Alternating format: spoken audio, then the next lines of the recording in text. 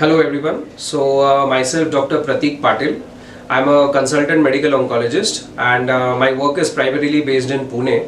Although I'll be willing to help and happy to help all my patients from around the country. So आज हम बात करेंगे breast cancer awareness के बारे में, जो कि अक्टूबर महीना है माना जाता है ब्रेस्ट कैंसर अवेयरनेस के बारे में सेंसिटिविटी फैलाने के लिए। हम अवेयरनेस के बारे में आज बात करेंगे। जैसा आपको पता है कि ब्रेस्ट कैंसर का इंसिडेंस भारत में पिछले 3 से 5 साल से लगातार बढ़ता जा रहा है। भारतीय महिलाओं में हर 26 महिलाओं के पीछे एक महिला को ब्रेस्ट कैंसर पाया जाता है।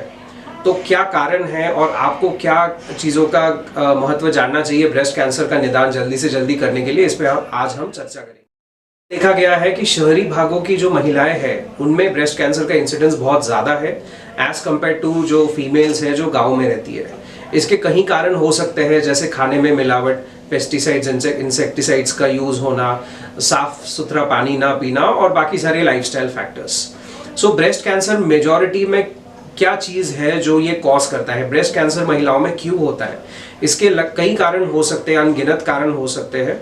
जो कॉमनेस्ट है वो है, एक तो आपकी फैमिली में हेरिडिटरी, जो कि फैमिली में चलता आ रहा है, ऐसा कोई जीन म्यूटेशन अगर है जो कि 10% ऑफ ब्रेस्ट कैंसर्स की महिलाओं में देखा जाता है, अगर वो आपकी फैमिली में है तो आपको ब्रेस्ट कैंसर होने के चांसेस बहुत ज़्यादा है।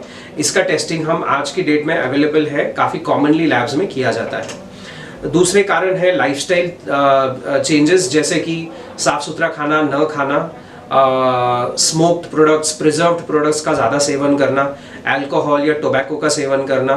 उसके बाद में ओबेसिटी किसी फीमेल में है तो ब्रेस्ट कैंसर के चांसेस उन फीमेल्स में ज़्यादा पाए जा सकते हैं। इसके अलावा ऐसी फीमेल्स जिनका पहला बच्चा 30 साल के बाद हुआ है, या ऐसी फीमेल्स उनको कभी कोई बच्चा नहीं हुआ है, अनमैरिड फीमेल्स, ऐसी महिलाएं जिन्होंने ब्रेस्ट फीडिंग कभी किया नहीं है या लेट किया है या बहुत कम समय के लिए किया है, ऐसी फीमेल्स, या तो ऐसी फीमेल्स जिनको मेनोपॉज के बाद में हार्मोन रिप्लेसमेंट थेरेपी जो ले रही है, इन सब महिलाओं को ब्रेस्ट कैंसर का इंसिडेंस इनमें ज़्यादा पाया जाता है। इसके अलावा एक्सरसाइज ना करना, या तो फल और सब्जी ऐसी खाना जो पेस्टिसाइड्स और इंसेक्टिसाइड्स जिनमें मिलावट की गई हो, ऐसी चीज़ें खाने से भी ब्रेस्ट कैंसर का इंसिडेंस काफ़ी ज़्यादा बढ़ जाता है। तो इन चीज़ों का ध्यान रखना है। और क्या सिम्टम्स हो सकते हैं जिसके लिए आपको एक डॉक्टर को आपके आसपास के डॉक्टर को कंसल्ट करना चाहिए। तो सबसे पहले आपको सेल्फ एग्जामिनेशन करना चाहिए।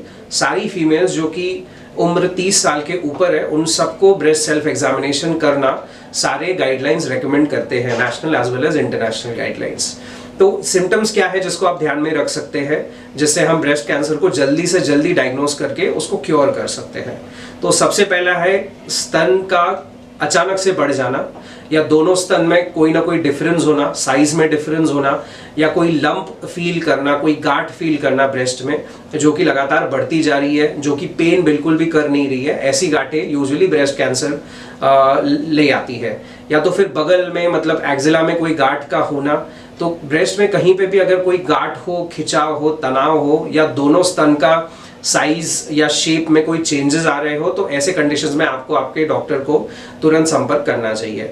सिर्फ गांठ ही नहीं, तो स्किन का चेंज होना, या तो फिर निप्पल का रिट्रैक्शन हो जाना, निप्पल का खिंचाव महसूस होना, या तो उसमें से खून या कोई पीला कलर का फ्लूइड बाहर आना, ऐसा भी अगर आपको कुछ सिम्टम आता है तो आपने आपके ऑन्कोलॉजिस्ट को तुरंत संपर्क करना चाहिए।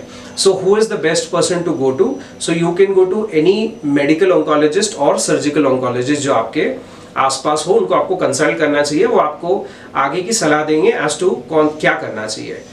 आजकल की डेट में अगर आप हमारे पास आते हैं ऐसी कोई सिम्टम लेके, तो सबसे बेस्ट उसके ऊपर इन्वेस्टिगेशन जो होती है वो क्लिनिकल इन्वेस्टिगेशन होती है, जो हम एग्जामिन करके देखते हैं कि एग्जैक्टली प्रॉब्लम क्या है।